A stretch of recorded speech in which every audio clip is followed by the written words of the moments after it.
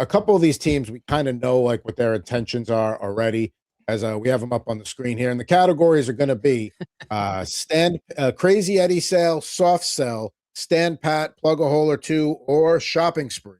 The Rangers with their letter 2.0, which you can go back and watch Rip and Riff for my take on that.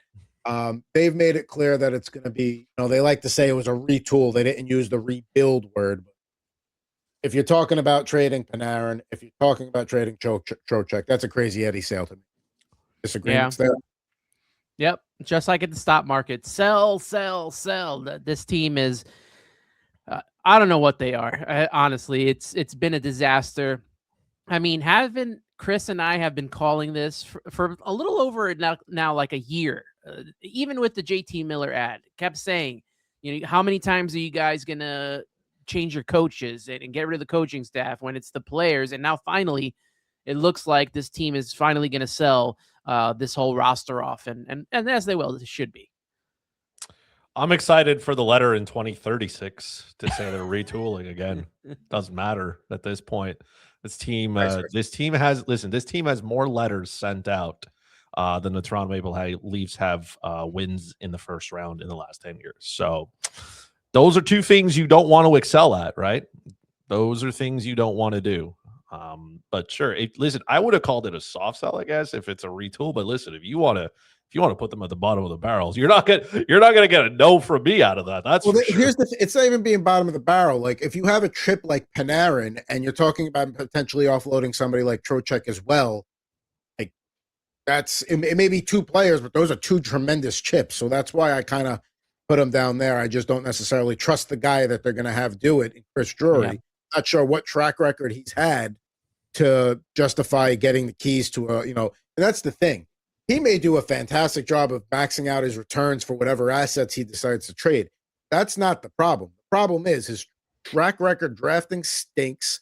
I don't blame Lafreniere on him because he's a consensus top overall, but then that goes back to the Rangers don't really do well developing talent. So maybe that's where that falls into. Lafreniere's another guy that's being talked about. So yeah, crazy Eddie sale there. Now did he draft Kakko? Yeah, that was his draft. I mean, there wasn't really anything he could do about that one. That was another thing too. Like a second overall, like who else? Everybody that year was like top two picks were set. And he's playing pretty decently in Seattle when he plays. When he's in the lineup. Now your team retooling, is that just a New York thing? It's in all sports. Instead of saying rebuilding, because they're afraid to say it, everything is always we're retooling. Well, yeah, because it makes it sound better. Because what sounds like more of a commitment, rebuilding something or retooling? Yeah. Retooling means to me, it's like, I'm just going to go to Home Depot, get some new hammers and stuff. Like we're retooling, we're getting new tools. We don't need to tear the whole thing down. We just need tools. Rebuilding is like, no, we're taking this thing to the studs and we're putting up new balls again. So retooling is like the situationship, basically. You don't want to label it anything. You just want to go with the vibes, see what happens, kind of thing. Now, the Devils across the river, Dougie Hamilton's name's been thrown out there. I know there's a couple others. I don't think, obviously, you're not looking at trading like Jack Hughes or anything like that, but with the way the Devils season has gone, I know the Metropolitan's still wide open outside after Carolina, we'll say, but I think Tom Fitzgerald needs to, maybe plug a hole or two would be the better way to put it. Like, use what you got, try and make this team a little bit better. Yeah, after that really rough stretch that they had, they're 5-5 in their last 10 games. They won 2 in a row. They're only 5 points back of the second spot in the Metropolitan Division behind the Penguins, Islanders, and Flyers. But I think they just lost. Luke Hughes has been injured now, and he's going to be on long-term IR. I don't know how much they can really do to really add to this team and make them a consistent winning playoff team. And if they make it to the playoffs, they got to play Carolina again in the first round and get swept away or something. Like, I don't know. It's a tough situation for the Devils. Here's what I'll say. A team is in the Devils situation, normally I'd be like, you got to just sell off and that would be a retool for next year. Like sell off whatever you can, try and shake something up. But because Tom Fitzgerald hasn't done anything to try and change things, and he's still trying to do the same thing over and over again. I think the Devils do have to try something here again because the division after Carolina is wide open. It's really hard to see them take the next step when, one, the goaltender that they paid, Jacob Markstrom, has not been good this season at all. I mean, Jake Allen's been better, not much better, but definitely earned more starts than Jacob Markstrom's earned.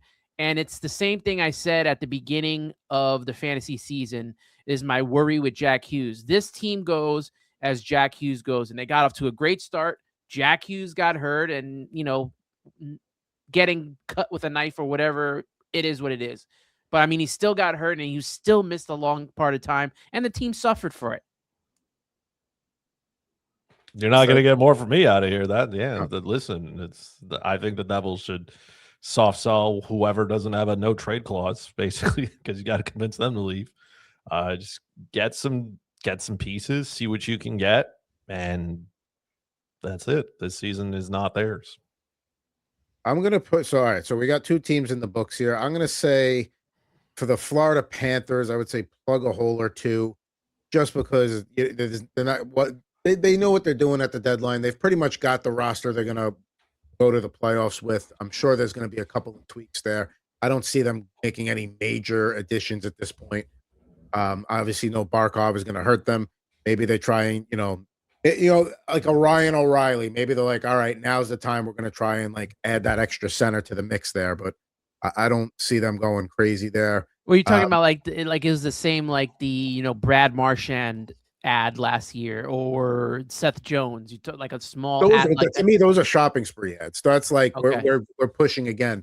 I don't know if they can do that again. At some point that you have to look, the cap's going to be a problem. Yeah. So I think they're more of a plug a hole or 2. And so you guys think they should be in the Devils should be down in the soft sell, or because it's like weird. They should do something. They can't stand Pat. Yeah, they can't stand Pat. So like so that's exactly what they're going to do. By the way, just in case anybody's confused, they're going to trade deadline's going to come and go, and the Devils look the exact same that they did. So, I mean, it's really tough because they're only 5 points back. But, now losing Luke Hughes long term, this guy can't get consistent in Markstrom. I don't know. It's a tough situation. I don't want to sell. I'd like to see them push and make a move or 2 here. But, got to be realistic sometimes. This team is not a Stanley Cup contender. That's what the whole thing of bringing Markstrom in here was. And even Chris said in the offseason, there's no more excuses, right? You got Markstrom, you got the goalie, can't make any more excuses. And now they're at a point where they are 5th in the division. Like, this is not a team that's going to go far in the playoffs if they make it. But again, yeah, it's a tough spot to be in, especially with Luke Hughes now on long-term IR. But some sort of shakeup has to happen there. Let's try. I'm going to put a couple of teams in the stand pat category, and if there's any disagreements, you let me know. Like, I feel like these are teams that like they're not good enough yet to like make a move to make a playoff push, but they're definitely not in a situation where they should be selling either because they're like right on that middle. Anybody else from the bottom you would put there? I mean, maybe Columbus has already kind of made their move, getting Marchment. They were close to the playoffs last year. Maybe they try and plug a hole or 2. I don't know. I would put Columbus in the plug or hole or 2. Like, you don't go get Rick Bowness to finish out the year to just, you know what I mean, hang around. Like, they're like, if they didn't care, then they would have just let Dean Evason run this ship into the ground, get a better pick. So the expectation there, at least if I'm Don Waddell, is, hey, this team can turn it around. If we're in a position to try to make the playoffs, right, then I expect them to go out and, plug a couple of holes, 1 or 2. I feel like the Flyers should be in plug a hole or 2. I mean, they're only 3 points back of that 3rd spot in the Metropolitan, and they're what, 3-5-2 right now, and they're without Dan Vladar, who's been a really big. I think Philly's just good enough to miss the playoffs, is what I think they are. Philly is a fraud to where they're going to be now. in the hunt graphic that you see when they start showing playoff picture graphics on. But I don't know if they ever actually cracked it. And I think maybe next year is the year that they start to make a push. I think you got Drysdale's coming along a little bit. OTA has been good this year. I think this is the gelling year for Philly. And then next year's the year, like, all right, Metropolitan, at least if it's similar landscape to what it is now, that number 2 spot's wide open. That's going to be ours next year. That's how I would approach it if I was Philly. Let's see here. Anybody? There's not going to be a lot. I feel like there's not a lot of Eastern Conference teams that are going to be standing pat. It's either going to be like Tampa doing something or not doing something. No, I can see them trying to plug a hole. No, Tampa's going straight to the shopping spree. They have no idea what the salary cap is. They have no idea. It doesn't exist to them. This is a Vegas world East. that, right? They have no idea what a salary cap is. Julian Breezeball, this analytic team must be really, really good. They will find a way to circumvent it. They're what, 11-0-1 in their last 12? Considering where they've gotten without players like Victor Hedman, Braden Point goes down. We've seen Tampa Bay be very, very willing to move their picks. Very willing. They once moved a whole. Who was that guy who was coming over from? What was it? Tanner Jeannot. Remember when they sold the farm for Tanner Jeannot? Like they don't care. A pick is irrelevant to them. The NHL gives it to them, and then they're like, we'll find something else. Did we lose Chris? we may have. We may have. All right. So I thought it was me. No, that was I'm right here. Back? Oh, we lost you for a minute. But, it's kind of like your connection just kind of disappeared, like the time space continuum, and then you came back. You're like, I'm right here. Like, no, you've been frozen the whole. Yeah, Gary turned me off. That's it. He's like, no. He heard me say circumvent the salary cap, and he's like, no, we're not doing this again. But yeah, Tampa Bay went out there, spent a whole bunch of money. They traded a bunch of picks for Tanner Jeannot. So this team doesn't believe in picks. They show up to the draft and they're like, well, who's available in the 5th round? That's all they is. It's a wide open Atlantic. They can easily separate themselves. I can see them being a spender and just finding a way to get creative. Another team I'm going to throw up there is the Red Wings. It's time to make the playoffs. They're not frauds. They may not be a Stanley Cup winning team this year, but they are a playoff team. Like I would have expected them to fall off by now if this wasn't a real team. And listen, I understand they're going as John Gibson's going, and if John Gibson comes back down to earth and is average, see how they respond to that. But I think at some point Detroit's got to make a push to get in, and they've shown enough this year that like, all right, let's go. Britt Sider's having a Norris-worthy campaign, so I think this is the time for them to do it. Now, we got about 10 to 12 minutes before we get to picks, and we still got about 1, 2, 3, 4, 5, 6, 8 teams to go. Anybody else on the bottom that you think should be at the top of the shopping spree? I mean, is like Carolina belong there? I would put the Buffalo Sabres there in the same conversation as the Red Wings, right? This team looked like they were going to be sellers again and just like nothing good about them. Then they go on that rapid winning spree, right? 16-3-1. They're right there. Like the whole team is vibing right now. They're feeling good about themselves. The city's feeling good about the team. Don't give them something. Give them something. Say, hey, you've earned it. For so many years, we've seen them be willing to, sell off this and sell off that and move this, even if it's not much. Go out there and plug whatever holes you need, whatever's missing. Be very, very willing to move those picks. I'm not saying be dumb. Jarmo Kakalainen, we've seen him in the past be very willing to do things. So I can't imagine him coming into Buffalo and just saying, we're just going to run with this. No, he's going to listen. If you're willing to go live in Buffalo for a few months, it's, it could be a busy deadline for them. And you have Owen Power, which is, a massive potential trading chip there that's kind of stuck behind Dahlin. Yeah, that I think, I've seen in some Sharks groups them talking about trying to make something happen for like an Owen Power. And I'd love to see my career try and pull something like that off. I agree with Buffalo, especially because of what went down with the Bills and they fired the coach, which was not the guy to get rid of. We're not a football podcast. Can we throw the Islanders up there, whether in shopping spree or plug a hole or two, because they're the best team in this Hudson area, which no one would have thought of, and they're in prime position to get into the playoffs. So I want to see the Islanders make a move here too. I think they're in a plug a hole or two category because I think they recognize, like, all right, we got this kid Schaefer that seems legit. Like, we got a good one. I don't think they want to try and rush anything. I think it's important to try and make the playoffs this year, again, in a wide open Metro. Been a bit for the Islanders. Yeah, I think definitely plug a hole to try and get in and see what happens, because that 2-3 matchup in the Metro this year, it's going to be a toss-up probably. Yeah, So and listen, Matthew Darsh from the school of Julian Brisebois. So again, like the Islanders they can spend some money, and they are a good team.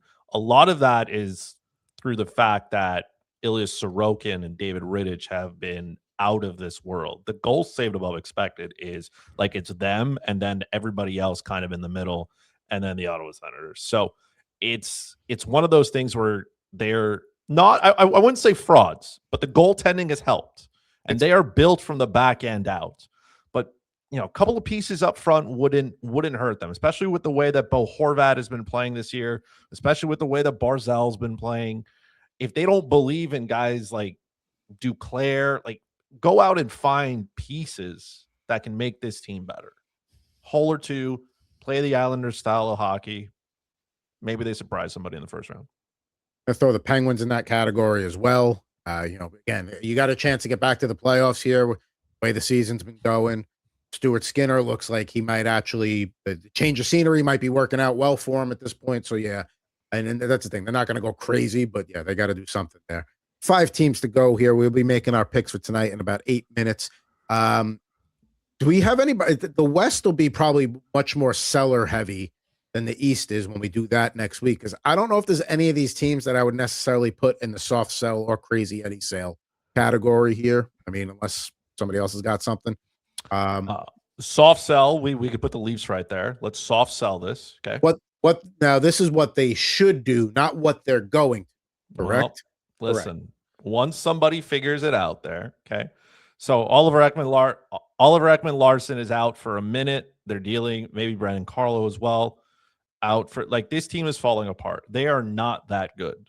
Anthony Stolarz, who knows what's going to happen. The team has said they don't want a 3-headed monster in goal, which is like, that's cute coming from a Habs fan who's had to live through that 2 years in a row.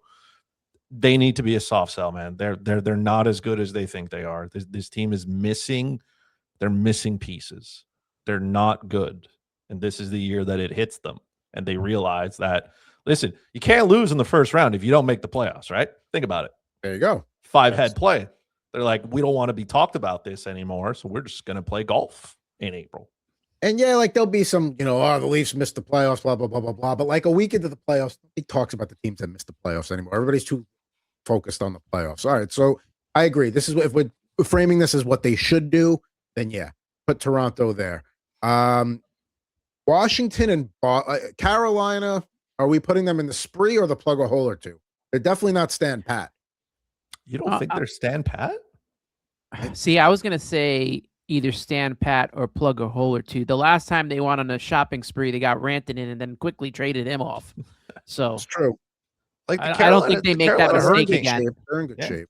Carolina's like a top 5 team in, like, shooting. They get it done. Once they figure out that Freddie Anderson should not be tending the twine very often, Butsy's come in, he's done his job. Defensively, they're good. And the rest of their offense is fine. So I mean, they don't have to do anything. If they went by the trade deadline and everybody, management said, hey, we fully believe in you. Like, there's, these guys that are here are good enough to compete. Go for it. Maybe they do plug a hole or two, but I don't think they need to. Bussy is 18-3-1 this season. He's fantastic. For free. Remember that. Wow. They got him for free. All right. So we got 3 teams to go in the next 5 minutes before we get to our picks here. Let's do the Capitals here, because again, it goes back to that theme of the conversation of Metro's wide open. It's potentially Ovechkin's last season. I don't necessarily see them standing pat. I mean, but they seem to kind of have their lineup the way they like. So maybe it's not plug a hole or two. Maybe it's stand pat for them. Same thing. I think it is stand pat. I think the health of Pierre-Luc Dubois may, force them to do something else down the middle. But even the kids that have come up, they haven't been bad. They're built exactly the way you want them to be built. Their goaltending is really good, right? Thompson's been great. Their defense is, I feel, is set. Like, you can't go out and really add more and make it that much better. So again, if the Capitals went by the trade deadline, didn't do a single thing, wouldn't be the end of the world. They just need a hot run, it feels like. Yeah. And they have the pieces, if healthy. We got 2 teams to go here. How do we feel about the Bruins? I would say, I know, again, Atlantic's also wide open, but I feel like the picture's starting to become a little bit clearer, and they're more in the middle of the pack of that. So, like, while I still think they could make the playoffs, I don't know if they're necessarily a team that's going to go. And Swayman has been playing well. I mean, maybe plug a hole. It's plug a hole to or stand bat for Boston. I agree with that one. Chris, what's your take here? I would have soft sold to them. I don't think they're really that good. I think they're kind of getting away with it in a sense. But if they are, again, I think there's still too many weeks ahead of them to kind of figure out in what direction they want to do, right? Because if they go on a 4 or 5 game losing streak, then there's, you know what I mean? They may be a soft sell. If they go on a 4 or 5 game winning streak, then they may be like, hey, let's plug the hole and let's run it, right? It wouldn't shock me if they did any of those 3 in the middle. It would, like, that's where the Bruins are at this point. Like, they go out, get a couple of pieces, maybe they'd be good. If they decide they don't want to and they just want to kind of offer some pieces off, you can do that as well. The more I look at Florida, the more I think that once they get healthy, they'd be totally fine standing pat. I just don't think that that's the way they're wired. I feel like they'll do something that just to, when you're already over the top, sometimes you want to just keep. They're very much a pedal to the metal mentality on roster building towards the playoffs. Now that leaves the Canadians for last. So I will give this is not an official I have a question segment. We did that last week. We'll bring it back from time to time. Where are we placing the Montreal Canadiens considering the landscape of the Atlantic Division? I believe that Ken Hughes has said that they feel that this team is ahead in the rebuild and where they are. And with the way that they've been playing, the need for a second line centerman is still there, but I think that's an off-season kind of thing. There are a lot of bodies in that lineup. And once everybody gets healthy, right, now you got to try to find space for everybody, right? So Alex Texier's played really well, but now Kirby Dach's back. Patrick Laine at one point is going to be healthy, right? What do you do there? I don't think they're going to do a ton. I don't think they're going to plug any holes on the back end because I feel like they're set on rolling those 7 defensemen that they have. I don't know how much they want to do offensively. So we saw it with Ken Hughes last year where he said, hey, convince me that this team doesn't need anything. He basically stood pat, let it run. Unless he's getting wowed out of this world for something, I don't think he's going to do anything. I think he just holds, and this is the lineup we're going to see. All right, so there we go. So we've ran through the Eastern Conference here for our trade deadline team tiers. Teams that we think should go on a shopping spree all come from the Atlantic: Tampa, Detroit, and Buffalo. The plugger hole or 2 category is going to be the Panthers, Blue Jackets, Islanders, and Penguins. Soft sell should be the Devils and Leafs. Crazy Eddie sale should be the Rangers. And the teams in the middle are the Flyers, Senators, Hurricanes, Capitals, and Canadians standing pat, with the understanding with the Bruins that we're going to see how the next, we'll see how they look going into the Olympic break, because they're like jury's still out on where they would necessarily be. So there we go. One last look at that before